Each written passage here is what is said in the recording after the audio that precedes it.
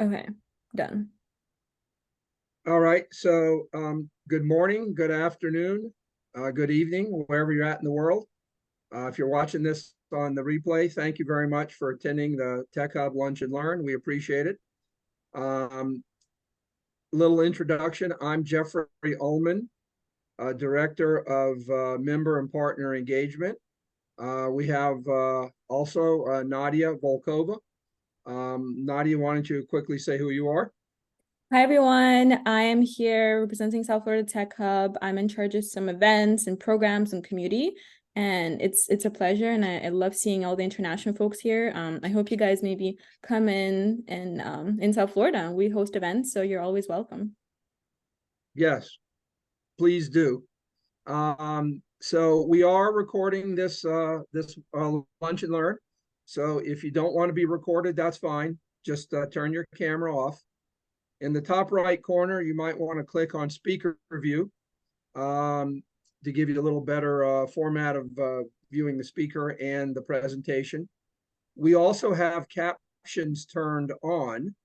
If you want to see the captions yourself, if you'll look at the bottom of your screen, you should have an option that says captions. That'll turn it on and off.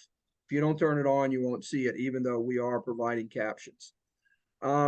Thank you again for joining. I put in the chat a couple of links for background for the Tech Hub. Let me just tell you a little about who we are. We are a nonprofit. We do support all of South Florida, Miami-Dade County, Broward County, Palm Beach County, and Martin County. We have 4 core pillars. We support the tech talent pipeline in terms of increasing the talent pool for the industry as a whole. We support and promote the brand of South Florida, including from startups all the way to multinational corporations. We do have a focus on startups in addition to large companies, and we support the local community, both in a for-profit way with in-person meetings, for example, that Nadia alluded to, and other events, but also in terms of the community as a whole. Community is very important to us. And as part of supporting the community, we do these lunch and learns. So again, thank you for attending. Having said that, I'm going to turn it over to David, who will be our speaker for today. Thank you for the quick introduction. And yeah, pleasure to be here. And thanks everybody for joining. So today we'll talk about... David, can I interrupt? I'm sorry. I forgot to mention, in terms of questions, we encourage questions. If you can drop them into chat, Nadia and I will monitor them.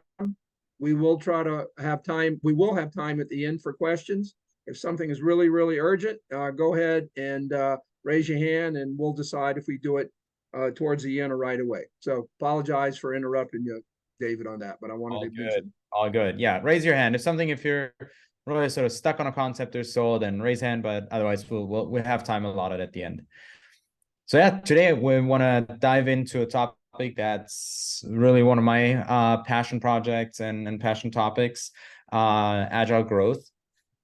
And a few words just about myself, founder and CEO of the Silver Logic. That's the whole thing.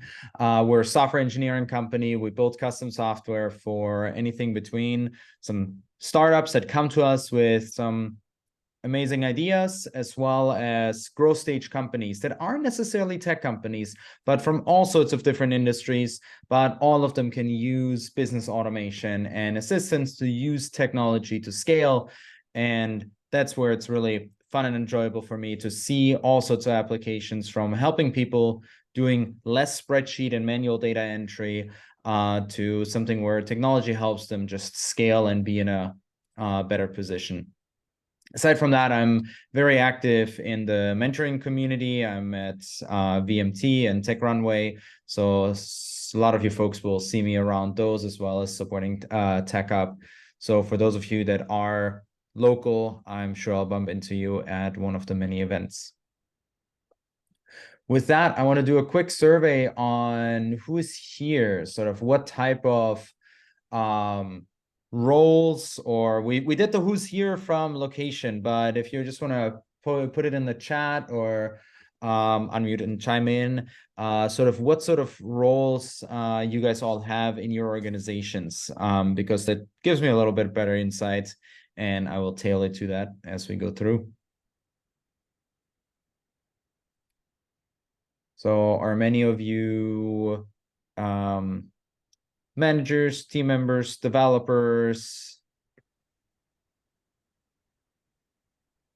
Go ahead, Hala. Where are you from? I mean, what role do you have? Well, like I mentioned, currently right now I'm offering freelance digital marketing services, and I also create content in Arabic, exploring more digital marketing and all its terms and strategies and so on. So basically, I teach digital marketing to Arabs here where I stay, using content, and I offer freelance digital marketing services. So that's pretty much it. I used to work in a big real estate company. Of course, you've heard about it, Coldwell Banker. But I found myself more into being my own independent person. So I got into freelancing. So thank you, Hala. David, we've got a couple of person that's an HR generalist and implement of HR parole software. So that gives you some idea. Cool. Payroll, not parole, payroll. Sorry. Awesome. Alrighty. So with that, I'll give you a little bit of the backstory. So to dive into today's topic, and it's applicable to many different roles, but I try to get a little bit of the context, and whoever hasn't put it in, just I have the chat open, just drop it in, and I'll see what's in there, just so I have a little bit of your context. So as I mentioned, this is a bit of my passion piece. It goes this agile growth topic. It goes outside of the regular of the TSL of the software company, but it originated from there. And this was as an early founder. And this was probably about 9 years ago. Employees would come to me, and it would usually be for one of two reasons. That they would be like, "Hey, David, do you have a minute? Can I talk to you in your office?" And this would usually be for one of two reasons. And neither of those reasons was really enjoyable. It was either, "Hey, David, can I have a raise?" or "I'm resigning, I'm leaving." So none of those reasons are great. So usually my answer turned into, no, I'm really busy today, and for the next 3 months, no, I don't have time to talk in my office. So it became a really usually awkward conversation, not very enjoyable. And as early founder, I also really didn't enjoy having that, because it was really stressful on me, but I also realized it was stressful on the other party. So with that realization in mind, I figured, okay, I got to do something here. I can't, I'm not just accepting this as the status quo and that I'm going to live with this. But out of that was born what we now call agile growth, but initially just called our milestone system. That I'll take it ahead. I'll get ahead of this by saying, okay, one day everybody's going to ask me for a raise.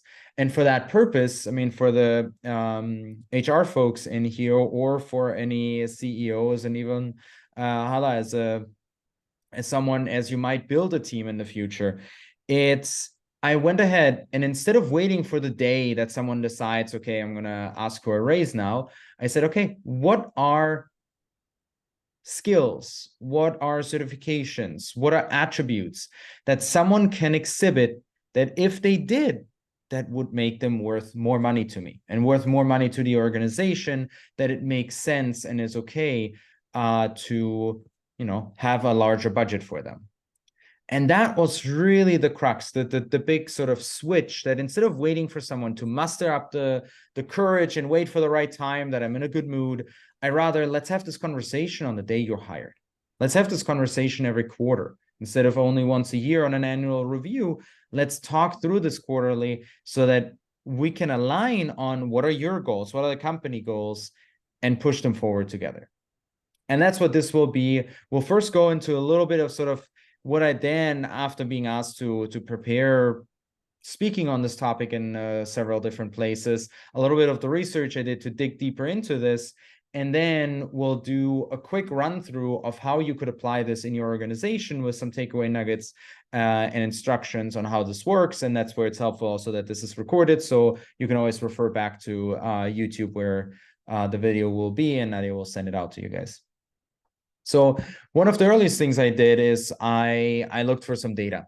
And for many people, and especially right now, since the labor market is still relatively crazy, we've had some significant layoffs, but unemployment is still at significantly low values.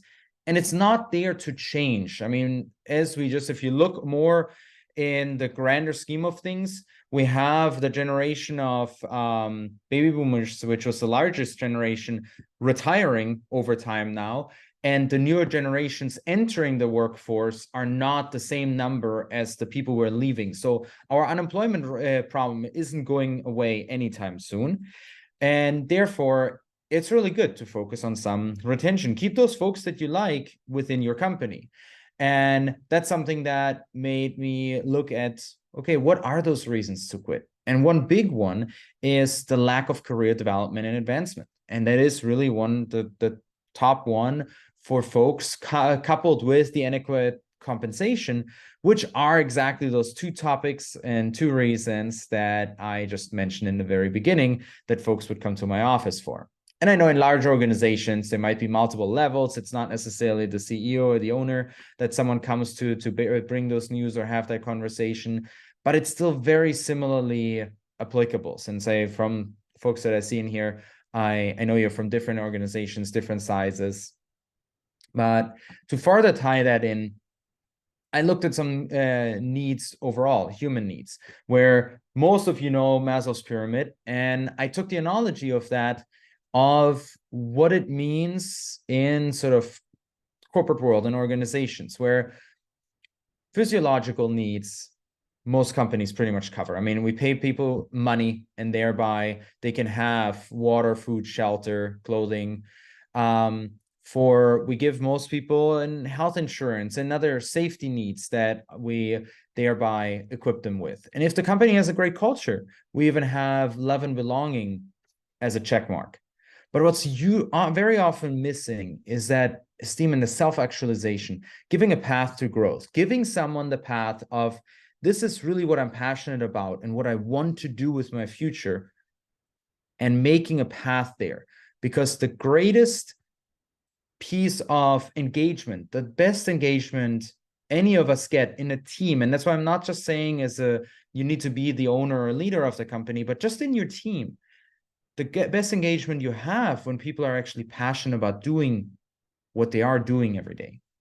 And then another speaker I very much enjoy is Tony Robbins, who also has growth as one of those two spiritual needs that we just know if we are not growing, we're more likely dying, and we're just in a different pathway. So it's just very important to us as humans to have that growth potential ahead of us and know that doing something we can accomplish more. So we've gotten really creative on this compensation and benefit side. We have lots of ways that we pay people money in all sorts of ways. Like, sure, salary is the simple one, commissions, bonuses, profit share, stock options, all sorts of ways that we came up with paying people money. And then all sorts of ways we came up with giving benefits. Started with just simple things like health insurance, 401k, there's vacation. But then if you're a tech company, this list goes on and on. There's skier, there's, I don't know, bring your dog to work, or get a gym membership. Like, there's all sorts of benefits. But one that's very often overlooked because it's not this direct, here's the thing, is the opportunity for growth. And that is one that is really crucial to people to feel that really that spiritual and that satisfaction that they feel and embody happiness for themselves in a way that you can't just achieve by, cool, here's more money. Yes, this more money means some level of growth, but people expanding their knowledge, growing in other terms is what's just very crucial to them having that feeling of growth. And that's what, as I mentioned, led to us defining our milestones and the system, where a milestone is this set of skills, and we'll get into that shortly, is the set of skills that's really well defined, that it's not just, I ask you, be a better engineer, or hey, Nadia, you gotta be a better event coordinator and I'll give you a raise. It's going far beyond that and actually defining what is it that better means for me and better means for this organization, for my team, for my department, whoever you are in your organization, but that it helps you for your first couple marketing folks that you would hire. What does better mean? Once I tell them, yeah, I need you to be a better in social media marketing, what does that entail? What does that embody for you? Because it can also differ from organization to organization. So the first little piece to look at for that is cross-functionality, where oftentimes better can mean that you're just not just knowing one skill, because it's really hard. If you just know one thing, then you might not be applicable at all times, or you might need some other help or need many others, whereas if you have more broad knowledge and you can actually grow not just in one direction but have different areas that you expand in, then we talk about these like T-shaped skills and then funner version in with the pie and comb shaped skills. But we can also look at that from a different angle and just sort of more as this spider chart where you can really sort of see where and what areas you expand. And it all leads back to viewing this, where the traditional approach is that we have these skill sets as a ladder. We have a career ladder that we're climbing. But what I want you to take as a new concept or as a different mindset for this is more looking at it as a trellis, where you don't just grow in one direction, and this is my job description, this is the direction I grow in, but that you're adopting some skills over here and some skills over there that are all also helpful to your role in the organization. And that then turns something traditional like this, where you have your, okay, after so many years, I become this, and then this, and then this, and you grow this little ladder, and rather turns it into something more, a little more fun looking and creative is this, where maybe you have certain skills, you got to fulfill that basic skill, but from there, you then have some branches. Maybe you do just one and go from there. Maybe you go down multiple routes from there. But it allows you to have this flexibility so people can really focus on what are they really good at and what are they passionate about. So what I'll go through now with you is this designing of a journey. And this is where the recording will be helpful, but I encourage all of you, if you have something around, either open a Google Doc, a Word document, or actually grab, this ancient things and grab a piece of paper that you can't see on the camera, but, grab some paper so you can take some quick notes, because we're going to go through an example and we'll run through that relatively quickly. And that's what you can refer to back to the video once it's posted. But as a first step, pick some role in your organization and choose that role either because it has the most employees in the organization or the lowest retention rate. Sometimes both are true. For example, for the server logic, for TSL, we picked software engineers the first thing because we had most of the company was made up of software engineers. So pick that role, pick someone. And that's why I'm saying not just, it's not a person, but it's easiest if you start this with something that you have multiples of. And then put in the chat that there is, put in the chat, whoever you have, what role that you're picking, just so I have a little bit of context and I can call on the different examples.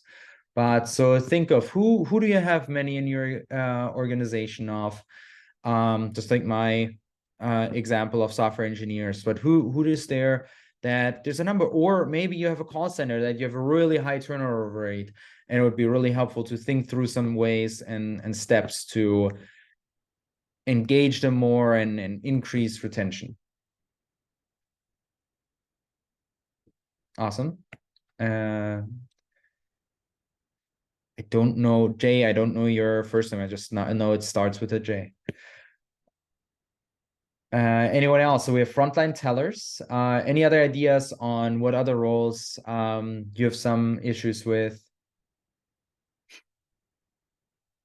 Yeah, so if the organization is very small because you're just starting out, or there's just not that many people required in there, then just pick one of them. Pick whoever you like best and grab, or whoever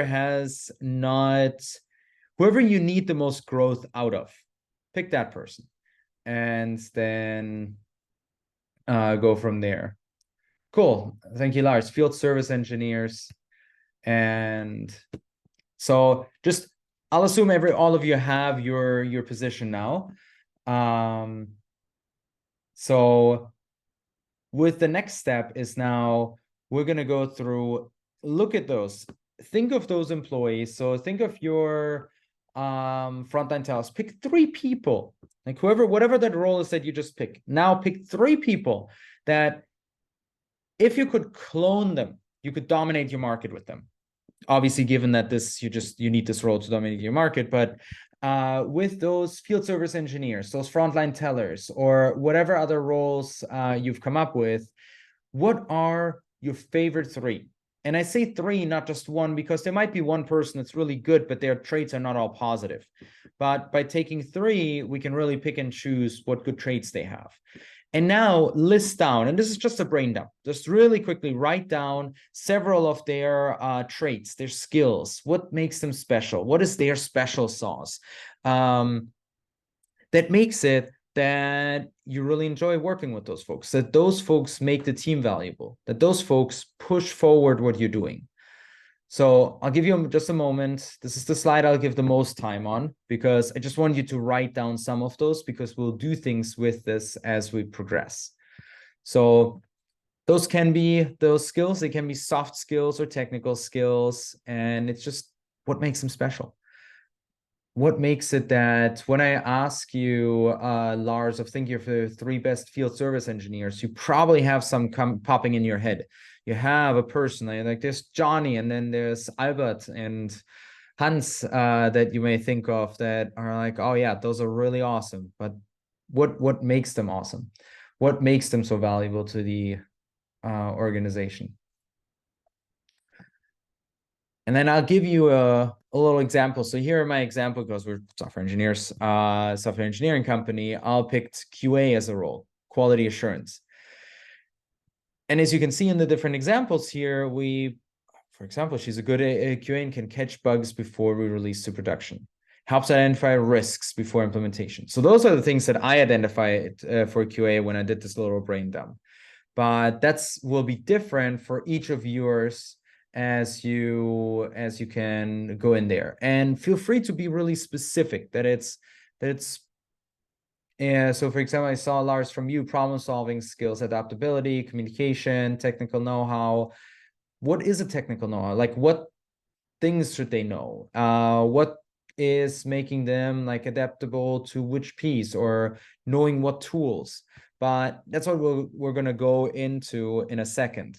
So the first step, what we're going to do with the materials that you just wrote down, is we're going to group them.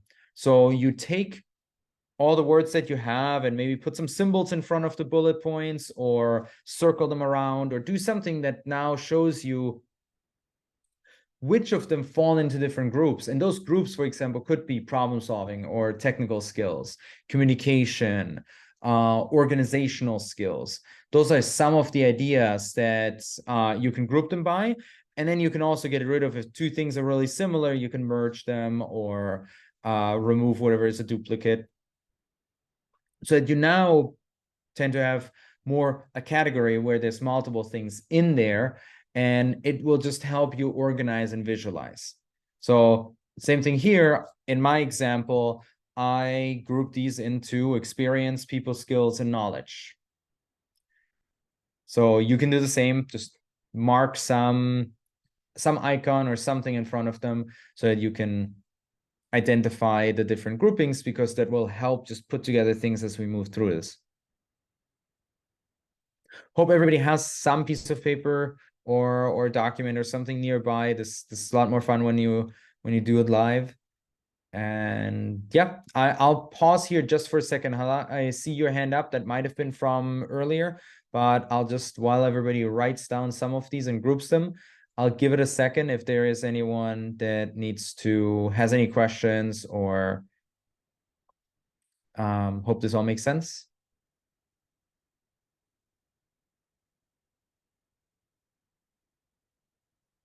Cool. Alrighty, then I'll carry on. So the next stage is modeling, because most of the line items, most of these ideas that we just had here are still somewhat vague. So what we want to do here, we want to figure out what do we do with these and how do we make them more specific.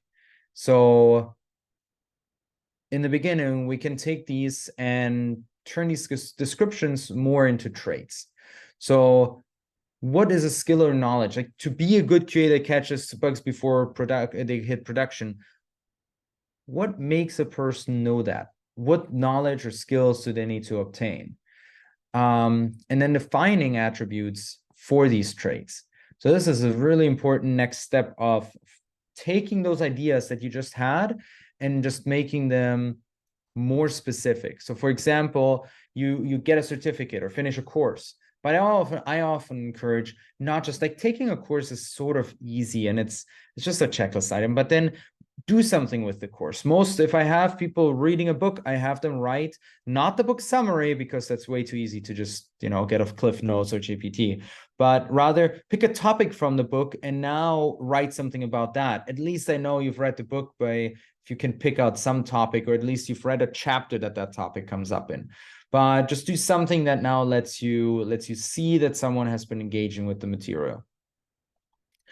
And there again, my example. So I she's a good QA and can catch bugs before they release to production. Looks like we lost Darren to the production release and her production issue.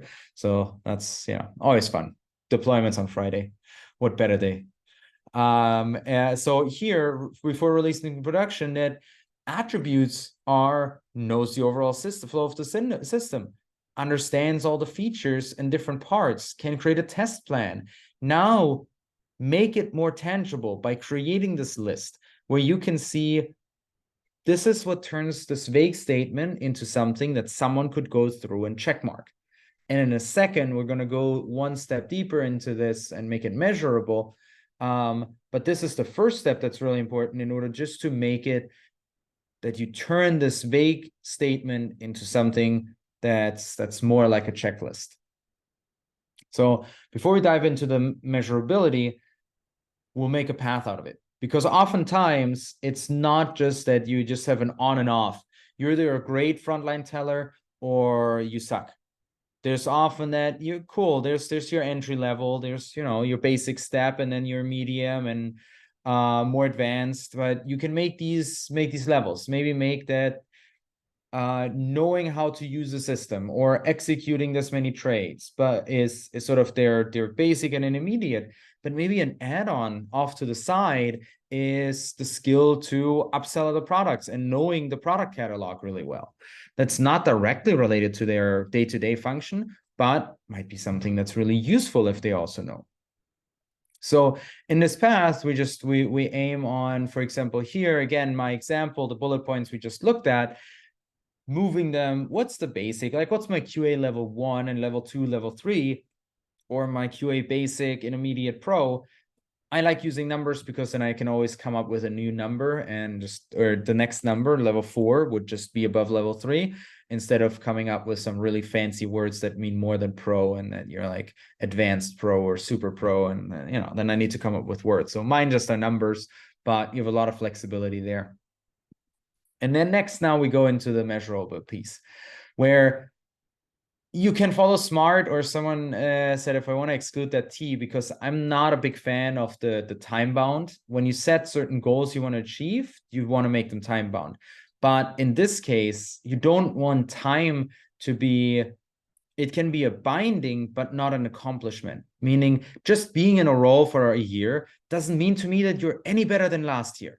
So having annual percentage raises, to me, is a really crazy concept, because then really I need to be really strict. Either you improved or I'm going to fire you after a year, because otherwise, why do you deserve more money just for sitting around and being there? What makes a person better? And this might sound harsh or offensive, but it's just being there.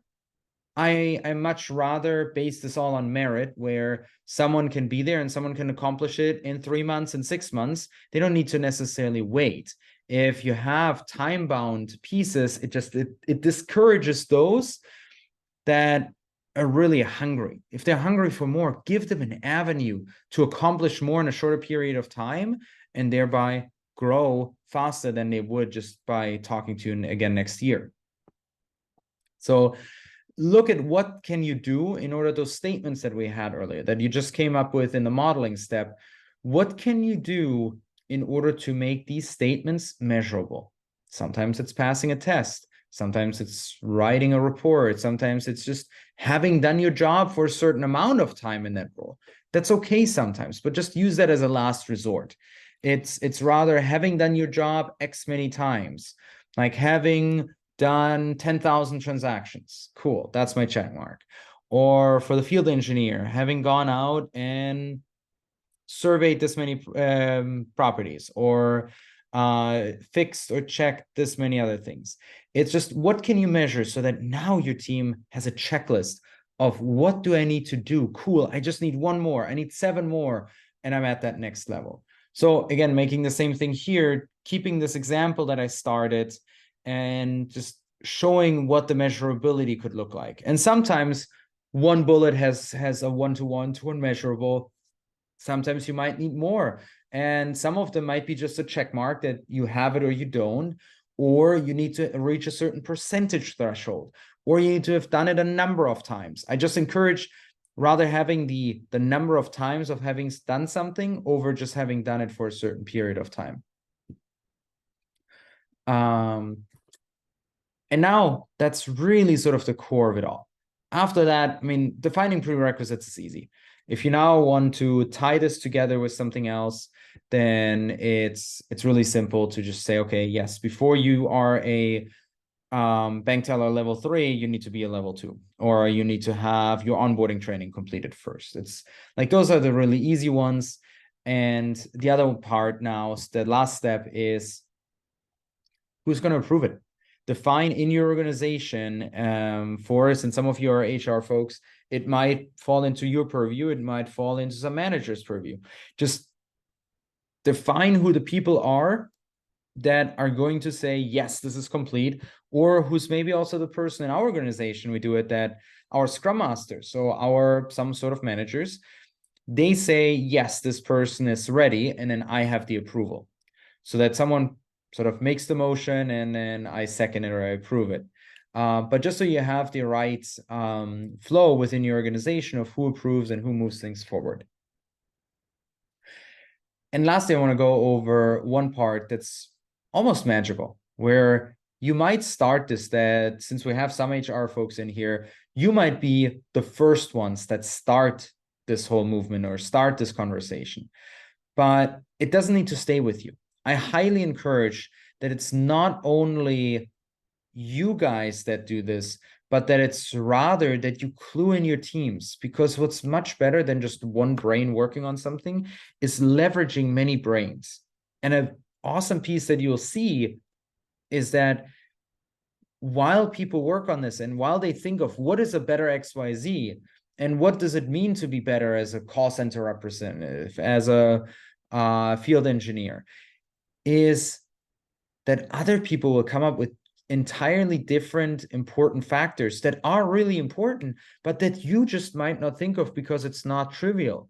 But they might think of it's not only for call center representative. It's not only important that, they answer the phone and they get the thing done and they get it done quickly, but it might also be, how many times do they greet the person, or how many times do they send a thank you follow-up afterwards, or ask for a survey, or whatever it is. You might find out other aspects that are just important to fellow team members, but that are really important to the role. So that's what this decentralized, that it's not just an HR function. It can be really a function distributed over the team. And you'll often see that your team members are a lot stricter than you yourself might be, that starts all of this, because you want to push each other. You want to see, oh no, a software engineer level 4, I mean, you're going to be really good for that. So it's just been really fun to see that evolution. And then I recommend, instead of just doing an annual review, at least do a quarterly piece, or possibly we even do monthly, just check-ins. They're not long, they're a couple minutes, but they're just looking at How are you doing? Are you on track to complete this milestone? How are you overall? How is your wellness? How are you as a mental health? How are the different aspects of your job? Are you happy? Are you progressing? And you can address anything. So that's why we make those monthly. And then lastly, we've actually transformed it, that it's not only that we do this for growth for people that are here, but the first conversation any employee has with me is walking them through, before we hire them, walking them through the list of milestones that we currently have, and then evaluating, all right, out of these, which one do you think you embody today? Or maybe I'll give you a grace period. Which ones do you embody in the first 3 months? And that will then calculate and give you an offer. So it's not the random number that I pull out of my somewhere, but it's rather something that is then fair to everybody else, because everybody's evaluated against the same milestones. And now it's very transparent. Oh yeah, you achieved level 1 and level 2, and then you did design level 1 and QA level 1. Cool, that's nice diversity, but that's what you do right now, and that's what you can do in your role. And that has really transformed for us, that it's just a much nicer hiring conversation, because people understand if there's uniformity and transparency, then people understand maybe they wanted X dollars, but can have only a couple grand less. But if they know that they can also make more by accomplishing goals, then it's much more likely that they're fine and they'll live with it. So as a very last piece, I've been asked to share our milestones with a large number of people, and it was an ugly Google Doc. So I was like, no, I can't share our little ugly Google Doc. That's embarrassing. I'm not going to send that to you. But I do have a software company, so let me maybe just build a tool for this. So we built something we called Waystones, which is just a tool that makes it simpler. So it visualizes this from early on, was a screenshot from there. It allows you to make these journeys where you can then see, here's my software development journey, here's the different things I can accomplish there. You can click any of them, you have the checklist. So it just, the steps that we just walked through in this Lunch and Learn, it's taking those, but just giving it a nice format so that your team members can really see, cool, I'm 60% of this piece. You don't need to have yet another spreadsheet for managing this, but you can rather do it in a manner that's just nice and easy, productive with your team, and they can see their profile. You have a look ahead that if you want to tie each milestone to a salary increase, then you can do it right through there. And for anybody in here, if you've been part of this, or I guess if you're watching the YouTube video later, if you're signing up, use TechHub and you'll get a free access to the tool. That's just my little give back to the community and to TechHub.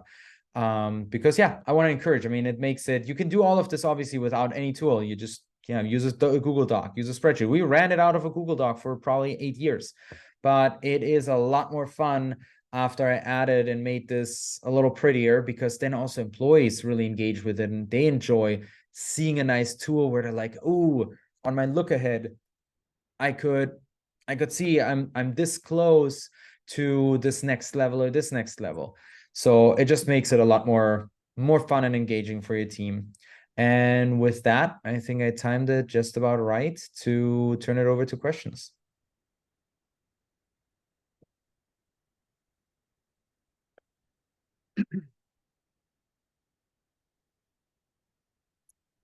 So I know some folks, it is a Friday, so some folks had to take care of some items, but yeah, wanted to open it up now.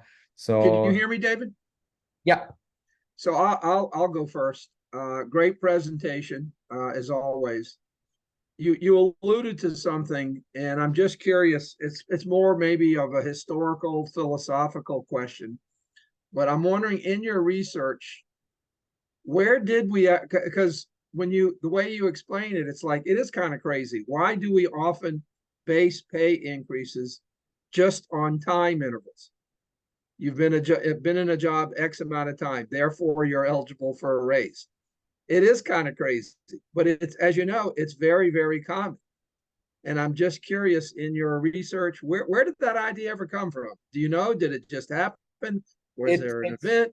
It sort of evolved and just happened, but it's also because it's easy and because there's the assumption that it's the easy way and the assumption Yep. that everybody improves over time. Yep. But you don't make that a meritocracy, really, because you don't encourage, like, time doesn't encourage, like, it encourages loyalty, but not someone to be hungry. Right. And so it's just not the right spirit. But I do give the warning. I mean, this is a good amount of work. This is not something that is super easy. We are working on an AI version that will make this a lot easier, and we can sneak peek. If any of you reach out to me, I'll go to the slide where it has my information. Then yeah, I mean, if you sign up and use the TechHub promo code, you get free access, and we'll be happy to also coach you and help you through to really use the tool. But yeah, it's work to define what better means, but the results that you get out of it and the rewards are amazing. Right. I think you're right. I think it's been implemented because it's easy and quick. Maybe not the right way, but it's just easy and quick sometimes. I see that. Yeah, go ahead. Go ahead, David. Yeah, no, I saw from Vesna the question come in. So it is still meant for individual development, but also your teams. And I'll just switch over. I think you guys can see me. So these were some of the things that I was showing that you can see sort of you can visualize the journey ahead, but you can also show that if I go, my teams all have funny names, but you can also see how balanced your team is based on the different skills in the team, who is accomplished which of these milestones, and thereby so that people can also ask for help for someone. Oh, okay, I maybe want to do this thing, or maybe I want to do here. I'm Gabriel. I want to talk to one of these folks that have done it already so that they can help me with any advice. For your question of succession planning, you could. And the way you would approach that, or my recommendation for that, would be that you identify what are those skills that right now reside on myself or reside on certain people that you want to replace. Because what I tell, not from a succession, but even from not just the business owner succession, but anyone in the company succession, is that I make the goal of anyone in the company, make yourself replaceable, because that's your best way to rise up in the organization. So you can make it for the owners or founders succession, but also for any key employees that you have, that identify what makes you special. Help me help you identify that. I'll pay you more money for once you identify it, because now we can make this a path that someone follows into your footsteps so that someone else can reach that level, and thereby you can rise up higher and more valuable pieces. So and you can do it for yourself. I mean, you can identify, these are all my responsibilities. These are all the special traits that make me so special in this organization. How, if someone needs to step into that, what do they need to accomplish? And maybe it's not one person, maybe it's 3 people that replace you, but at least you're defining what are those valuable skills. Does that answer your question, Vesna? I hope I'm not butchering your name.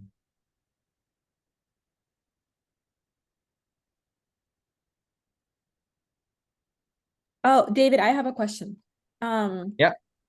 How long on average does it take to implement Waystones? I think I understand it probably depends on the number of employees and how big the organization is.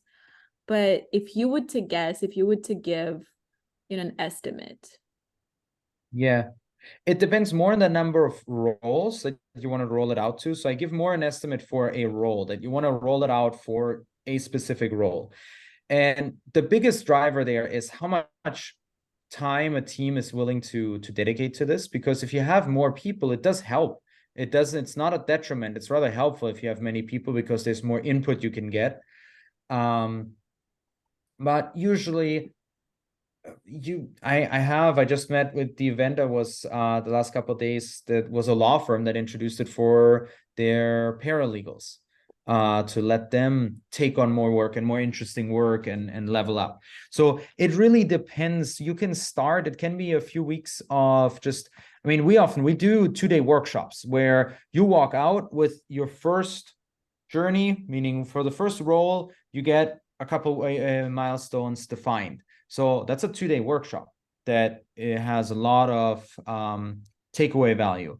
If you do it on your own, you can also block out for yourself 2 days. It's just often easier when there's, someone chaperoning you and making sure you keep paying attention and don't get distracted and fall into emails. But so oftentimes you can get started in a couple days and then give it a couple weeks to sort of roll it out to more and refine them and refine these milestones so that they have a good definition for everybody. Nice. Thank you, David.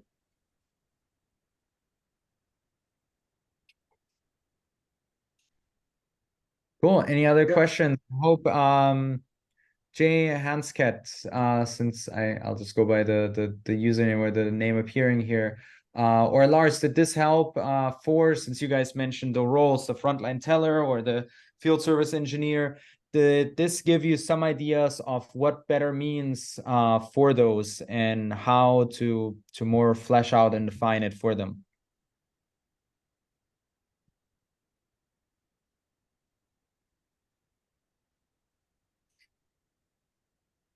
Cool. Yeah, exactly. And that's where this can be really powerful into making this pathway. And that's why I invite you to your feel free to use the tool, because now, as I was showing, I can have my different pathways here. And that for example, for the software engineer, I see here's I'm on dev 2.1, I'm 87% there. But if I want an architect level 2, if I want to go there, you can associate some of them also with the title or role change, where I now see, cool, I need to still unlock architect level 1, which has its own requirements. But if I want to become this architect level 2, then here's what I need to accomplish. It highlights all of those. So it should make this a lot easier to make this pathway from one role to another, and give maybe even some intermediate steps. So it's not this big all or nothing that they're this or that, but that they can grow in the role. And maybe it's not even monetarily. Like here you can see, obviously reaching this would boost my salary here, but it doesn't have to be. It can also be that just, yeah, you gotta go through these steps, and then eventually you'll get the role change, and that will be the part that unlocks the money.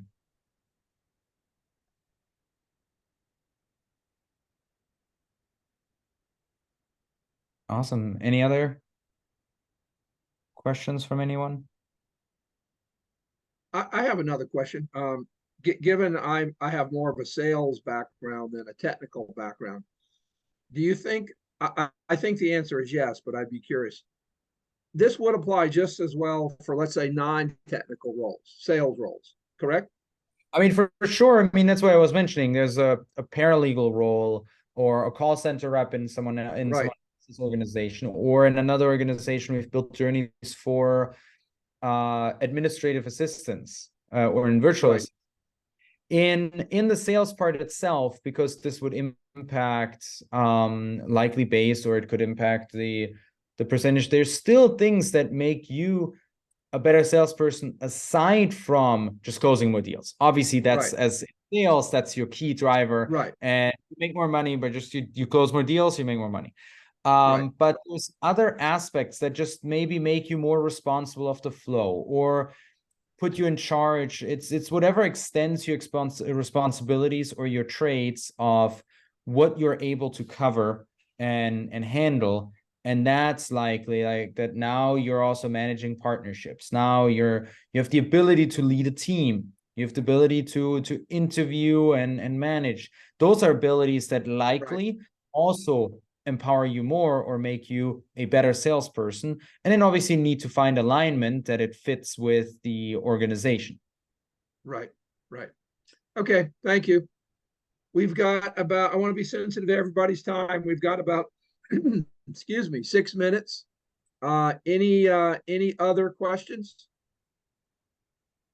You can type them in the chat, or if you want to do them live, we've got a couple of minutes. I'm going to give it about 15 more seconds. And Nadia, oh, I'm sorry, go ahead, Nadia. was just gonna point out that we will be sharing the slides and we will be sharing Right. the replay as well on YouTube. And definitely reach out to David directly as well with any questions. I'm sure I don't want to speak on your behalf, but I'm sure you'll be happy to connect. Yes. Right. So yeah, and sign up. That's why I was saying sign up to Waystones. There's also a little chat bot that's meant by my team. So yeah, or email me. That's why I was showing the last slide here. There's my email. I put the slides already in the chat so that Nadia, you have them and you can share them with anyone. And yeah, thank you all for joining and that you all came out here or joined on this lovely Friday afternoon, and hope everybody enjoys their weekend. thank you, Dave. I'm sorry. Go ahead, David. No. Just yeah. Thank you all for and hope this was informative. I saw some kind words and kind feedback in the chat already. So really glad this helped and was some good, even if you just take away a little nugget or something that inspires you to do a little change here and there. Yes. Change is not always easy and it's not always fast. It's slow and incremental. That's Tony Robbins. I learned that from Tony Robbins. Change can be slow and incremental, but that's good. So I want to thank you personally, David. This has been great. Really enjoyed it. Thank you, Nadia. Thank you, everybody, for attending. Nadia will send an email with the actual deck. One last thing, for me, anyone on the webinar Lunch and Learn that's not currently a member and interested in potentially joining, please feel free to reach out to me. If there's nothing else, thank you again, and I'm gonna close the Lunch and Learn. Everybody have a great day. Awesome. Have a great weekend, everybody. Bye.